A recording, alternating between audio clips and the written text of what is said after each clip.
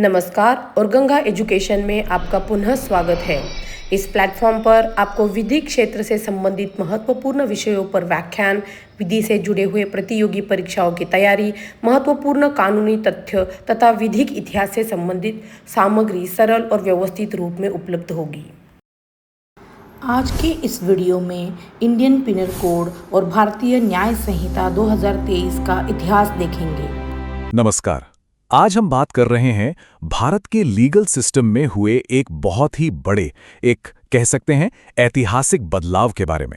160 साल से भी ज्यादा पुराना इंडियन पीनल कोड यानी आईपीसी अब बदल गया है और उसकी जगह ले ली है एक नए कानून ने, भारतीय न्याय संहिता यानी बीएनएस। तो आइए समझते हैं कि इस बदलाव का मतलब क्या है। तो सबसे बड़ा सवाल यही उठता है कि आखिर ऐसी क्या जरूरत पड़ गई कि 160 साल से चले आ रहे एक कानून को बदलना पड़ा, एक ऐसा कानून जो हमारी न्याय व्यवस्था की बुनियाद था। इसी सवाल में इस पूरे बदलाव का राज छिपा है। इस क्यों का जवाब जानने के लिए हमें पहले उस पुराने कानून को समझना होगा जिसे बदला गया है, मतलब इंडियन पीनल कोड को। तो ये आईपीसी यानी इंडियन पीनल कोड 1860 था क्या? देखिए, सीधी सी बात है, ये भारत की क्रिमिनल रूल बुक थी।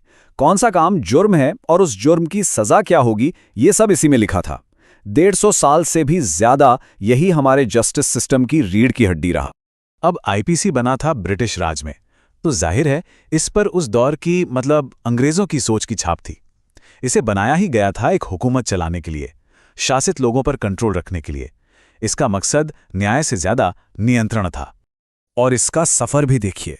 1835 में थॉमस मैकॉले ने इसका ड्राफ्ट तैयार किया।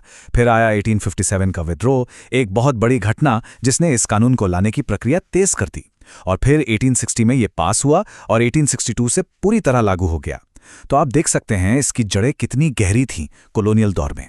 तो फिर सवाल वही है, इतने पुराने, इतने जमे हुए कानून को बदलने की जरूरत आखिर पड़ी क्यों?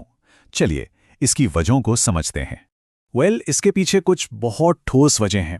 पहली, ये एक गुलामी की निशानी थी, एक कॉलोनियल लेगेसी। दूसरी, ये पुराना पड़ चुका था। सोचिए, आज के ज़माने के जो क्राइम्स हैं, जैसे साइबर क्राइम, ऑर्गेनाइज्ड क्राइम, उनके लिए इसमें कोई खास प्रावधान थे ही नहीं। तीसरी और सबसे अहम बात, इसका जो फोकस था वो सज़ा देने पर था, यानी दंड पर। और चौथी वजह, एक ऐसे कानून की ज़रूरत महसूस हो रही थी जो भारतीय हो, जिसकी आत्मा भारतीय हो। ये जो बात है ना, ये इस पूरे बदलाव का सार है। पुराना कानून दंड पर जोर देता था, सजा पर, जबकि नया कानून कहता है कि उसका फोकस न्याय पर है। ये सिर्फ शब्दों का खेल नहीं है, ये सोच का एक फंडामेंटल शिफ्ट है।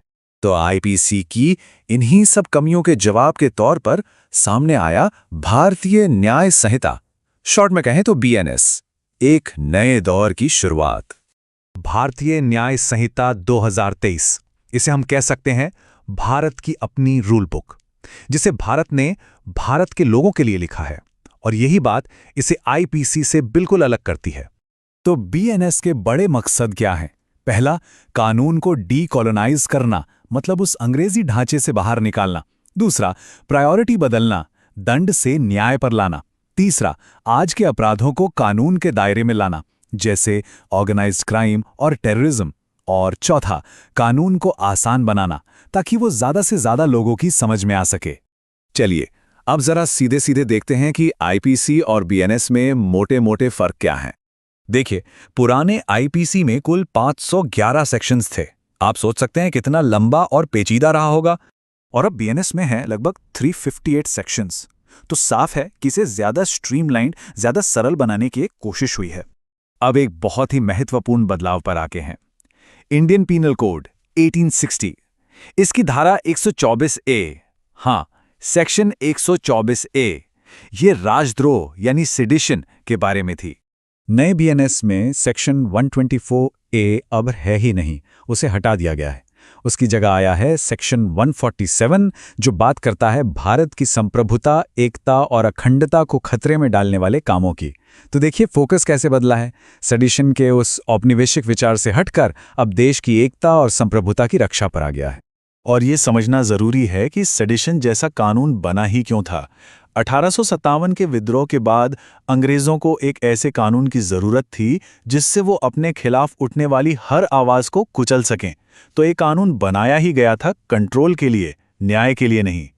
तो अगर हम एक नजर में देखें तो फर्क साफ है। फिलॉसफी दंड से न्याय की तरफ गई है। ऑर्गेनाइज क्राइम, टेररिज्म जैसे नए अपराध जोड़े गए हैं और पनिशमेंट में भी जेल और जुर्माने के साथ साथ अब कम्युनिटी सर्विस जैसा एक नया विकल्प भी है। तो अब आगे क्या? भारतीय न्याय का भविष्य कैसा होगा? चलिए इस पे बात करते हैं। लेकिन एक बात हमें हमेशा याद रखनी होगी, सिर्फ किताब बदल देने से सब कुछ नहीं बदल जाता। कानून बनाना एक बात है, उसे जमीन पर सही तरीके से लागू करना वो असली चुनौती है। लॉ और उसके इम्प्लीमेंटेशन के बीच एक बैलेंस बनाना ही सबसे जरूरी है। और इसे लागू करने में चुनौतियां भी कम नहीं हैं।